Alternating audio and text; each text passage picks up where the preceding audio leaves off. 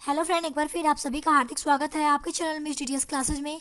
यहाँ पे आज जो हमारा बीएड का सब्जेक्ट है वो है समावेशी शिक्षा, और इसका एक इम्पॉर्टेंट क्वेश्चन आप लोगों के साथ शेयर करने वाली हूँ। तो वीडियो अगर आज की ये आपको पसंद आती है तो छोटी सी रिक्वेस्ट है कि प्लीज़ वीडियो को आप लोग लाइक कर दीजिएगा, दोस्तों के साथ वीडियो को शेयर कर दीजिएगा। चैनल पे पहली बार आए हैं या चैनल को अभी तक सब्सक्राइब नहीं किया है तो प्लीज़ चैनल को सब्सक्राइब भी अवश्य कर दीजिएगा। और अगर ऐसे ही यूजफुल वीडियो आपको चाहिए तो बेल बटन को, जो घंटी है बगल में सब्सक्राइब बटन के बगल में, उसको क्लिक कर दीजिएगा ताकि मेरी आने वाली वीडियोज़ की नोटिफिकेशन आपको मिलती रहे। अगर आपको इसका पीडीएफ चाहिए तो पीडीएफ की लिंक डिस्क्रिप्शन बॉक्स में अवेलेबल है। तो चलिए फिलहाल हम अपना स्टार्ट करते हैं ये वीडियो। उम्मीद करती हूँ कि ये वीडियो आपके लिए काफ़ी हेल्पफुल होगी।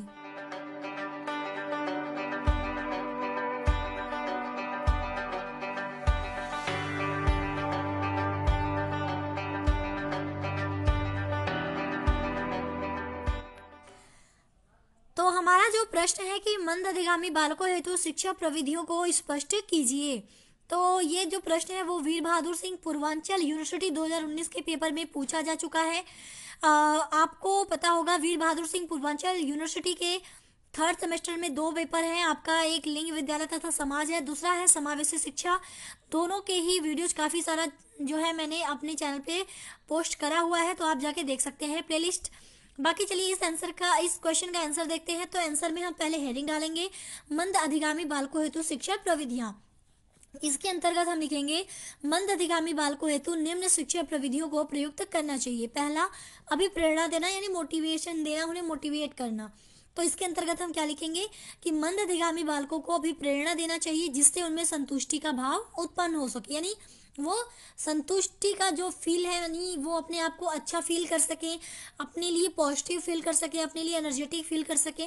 ठीक है, इसके लिए ऐसी परिस्थिति उत्पन्न की जाए जिससे उनमें सुरक्षा व आत्मविश्वास का भाव विकसित हो सके, तभी वो अधिक सीखते हैं। यानी अगर हम ऐसे बच्चों के सामने कुछ ऐसी परिस्थितियां रख दें, ऐसी सिचुएशन बना दें कि उन्हें पहले तो उस परिस्थिति में अपने आप को आत्मविश्वासी फील कर सके, वो अपने खुद के लिए और खुद को वो सुरक्षित महसूस कर सके।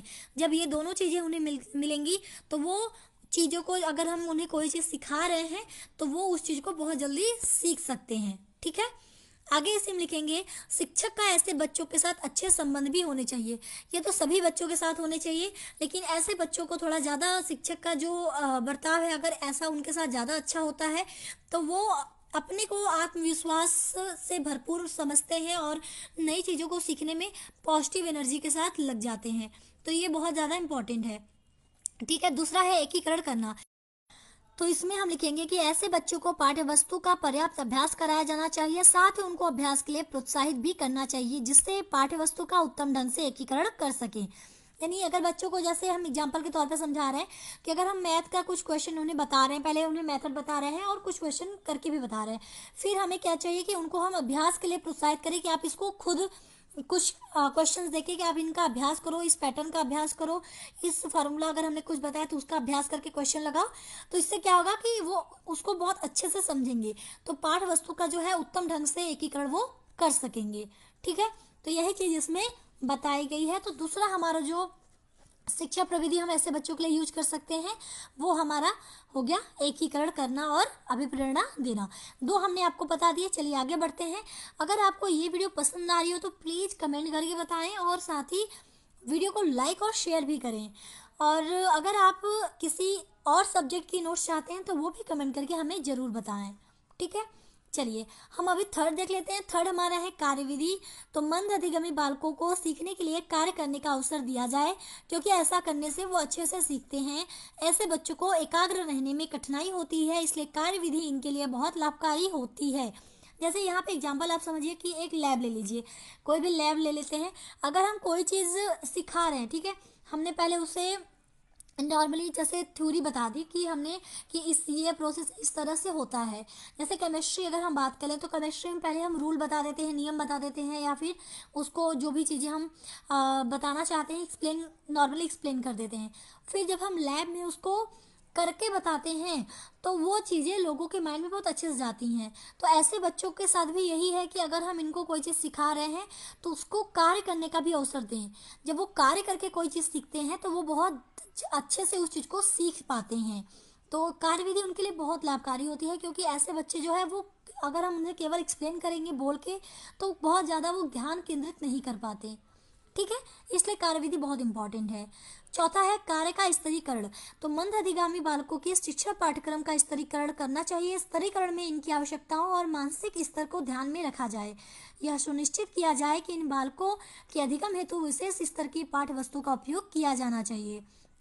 यानी अगर हम बात करें शिक्षण पाठ्यक्रम तो उसका स्तरीकरण करना चाहिए। यानी हर बच्चे की मानसिक स्तर को और उसकी आवश्यकता को ध्यान में रखकर ही हमें अपना जो पाठ्यक्रम है वो निर्धारित करना चाहिए।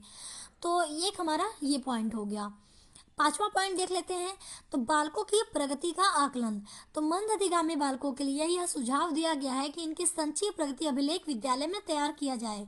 इसके आधार पर इनके व्यक्तिगत उपचार एवं सुधारात्मक अनुदेशन की व्यवस्था की जानी चाहिए।